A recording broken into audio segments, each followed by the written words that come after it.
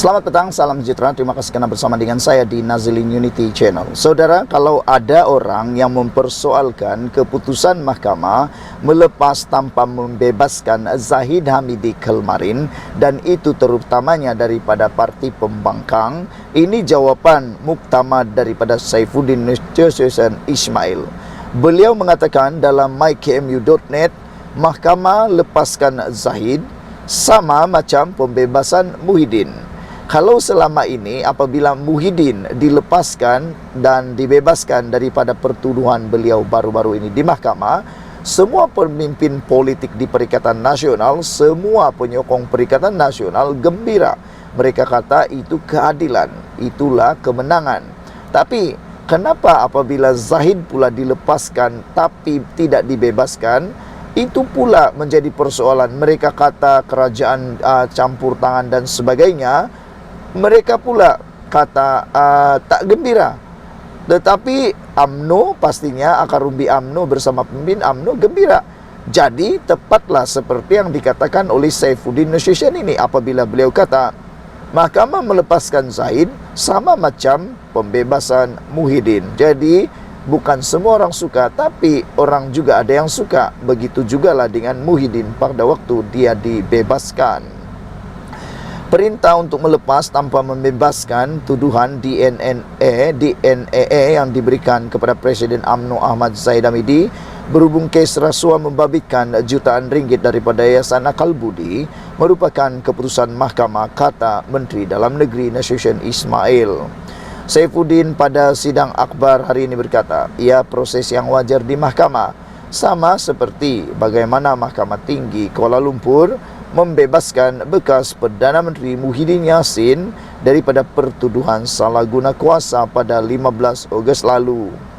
Keputusan dibuat mahkamah due process. Seperti beberapa minggu lepas, mahkamah juga bebaskan Presiden Bersatu Muhyiddin Yassin. Jadi, kalau hari ini mahkamah buat keputusan yang sama, maka itulah keputusan mahkamah.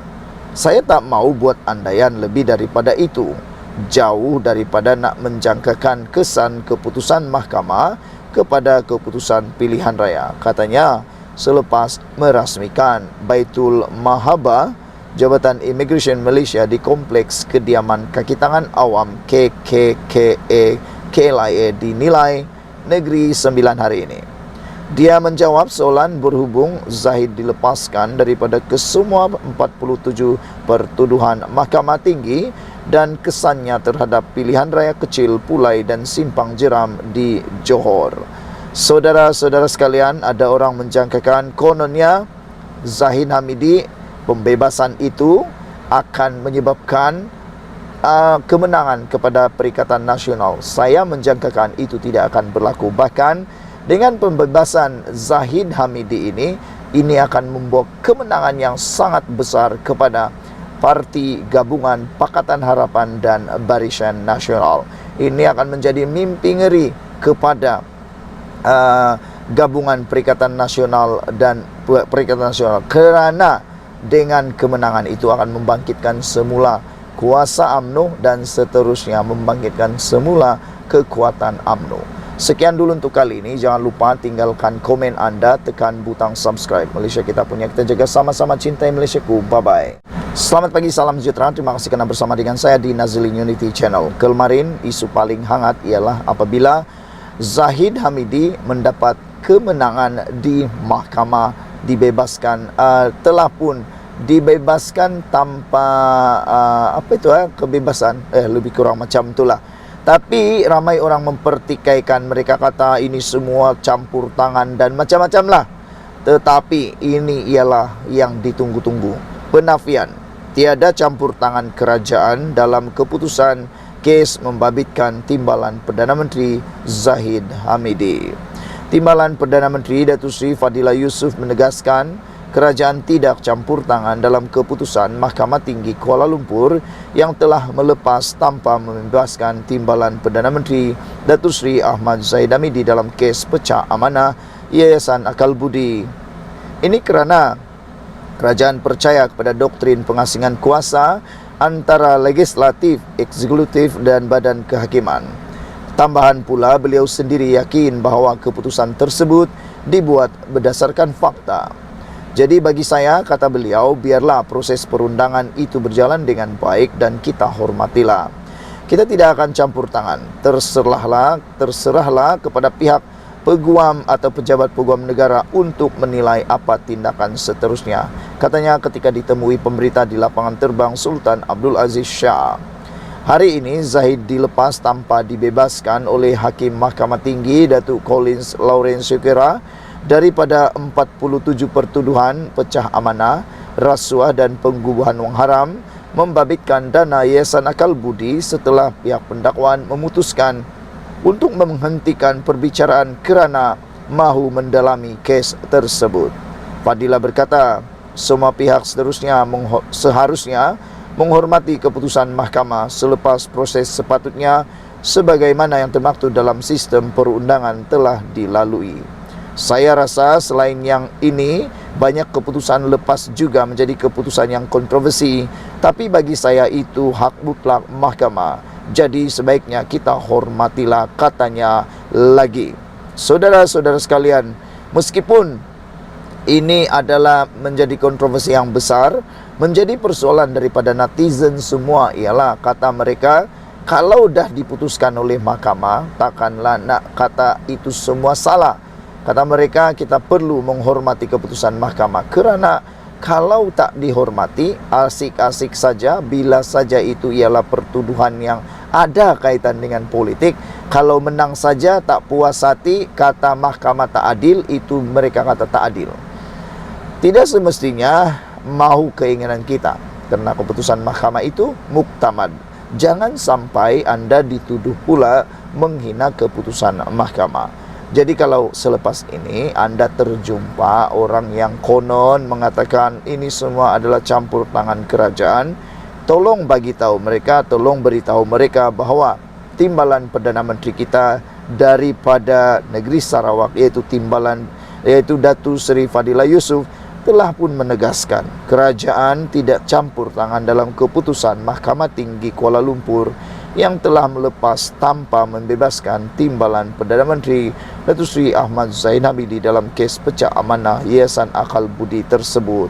Ini kerana kerajaan percaya kepada doktrin pengasingan kuasa antara legislatif, eksekutif dan badan kehakiman. Tambahan pula, beliau sendiri yang yakin bahawa keputusan tersebut dibuat berdasarkan fakta. Jadi bagi saya, kata timbalan Perdana Menteri, biarlah proses perundangan itu berjalan dengan baik dan kita hormatilah.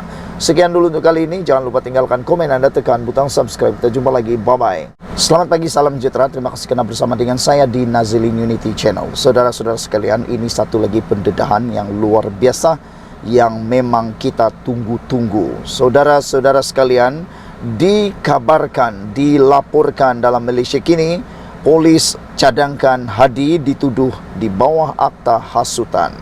Sebelum kita teruskan ulasan kali ini, jangan lupa tinggalkan komen anda, tekan butang subscribe, itu percuma menyokong untuk mengembangkan channel ini. Saudara, sejak akhir-akhir ini, isu 3R semakin banyak dimainkan di dalam kempen-kempen pilihan raya. Sehingga kan baru-baru ini, Anwar Ibrahim telah mengeluarkan kenyataan yang mana dengan tegas mengatakan beliau tidak akan berkompromi, dan Anwar Ibrahim memberikan amaran jangan melampau kepada semua orang yang terlibat dalam kempen pilihan raya. Kata Anwar, dia tidak akan teragak-agak untuk mengambil tindakan bagi menjaga kesejahteraan Malaysia ini. Apakah gunanya? Apalah gunanya menang di Dewan Parlimen maupun di Dewan Undangan Negeri kalau negara tergadai kedaulatannya. Hari ini diberitakan dalam Malaysia kini, polis cadangkan Hadi dituduh di bawah akta hasutan. Polis akan mencadangkan Jabatan Peguam Negara AGC menuduh Presiden PAS Abdul Hadi Awang di bawah akta hasutan dan akta komunikasi dan multimedia susulan ucapan yang didakwa mempertikai kuasa lembaga pengampunan. Menjadi persoalan daripada netizen ialah kalaulah Hadi Awang ini dituduh di bawah akta hasutan dan didapati bersalah, seperti juga Sanusi yang turut sedah sah didakwa di bawah akta hasutan untuk 2 pertuduhan, Persoalan daripada netizen ialah kalau Sanusi kalah, adakah Sanusi akan kalau Sanusi kalah, siapa yang akan menjadi menteri besar di Kedah? Kena apabila Sanusi kalah dan mungkin akan dijatuhkan hukuman yang boleh menyebabkan beliau terlucut daripada jawatan, kena hilang kelayakan, maka beliau bukan lagi jadi ahli Dewan Undangan Negeri dan akan bukan lagi ahli Dewan Undangan Negeri dan bukan lagi menteri besar. Begitu juga dengan Hadi Awang. Kalau Hadi Awang kalah dalam akta hasutan, kalaulah dia didakwa dalam akta hasutan dan kalah pula di mahkamah dan dihukum penjara atau denda yang menyebabkan beliau terlucut daripada jawatan, bermaksud Hadi Awang bukan lagi ahli Dewan Undangan Negeri, bukan lagi ahli parlimen, dan dia akan jadi ahli biasa atau ahli politik biasa. Adakah Hadi Awang akan masih menjadi Presiden PAS? Itu persoalan besar daripada netizen. Adakah ini ialah pengakhiran kepada karya politik, kerja politik Hadi Awang dan Sanusi, kata mereka lagi. Menurut laporan ini, sama ada tuduh atau tidak tuduh, ia bergantung pada penilaian AGC nanti, kata Timbalan Ketua Polis Negara Ayub Khan Maidin Piche. Kenyataan itu dibuat beberapa jam selepas unit siasatan jenayah terkelas Bukit Aman mengambil keterangan Hadi di Ibu Pejabat PAS di Kuala Lumpur pagi tadi. Hadi disiasat di bawah seksyen berhubung ucapannya di Johor pada 26 Ogos. Dia berkata pengampunan kepada pesalah yang diamalkan di negara ini tidak sesuai dengan ajaran Islam. Katanya, anggota keluarga mangsa jenayah yang berhak memberikan pengampunan, bukan lembaga pengampunan. Kes itu sebahagiannya daripada kes agama, raja dan kaum 3R. Dalam sidang media hari ini, Ayub berkata mereka mencadangkan pertuduhan dibuat di bawah Seksyen 4 dalam Akta Hasutan dan Seksyen 233 Akta Komunikasi dan Multimedia. Katanya ketasiasatan dijangka dimajukan dalam minggu ini. Sekian dulu untuk kali ini. Jangan lupa tinggalkan komen anda. Sila tekan butang subscribe. Kita jumpa lagi. Bye-bye.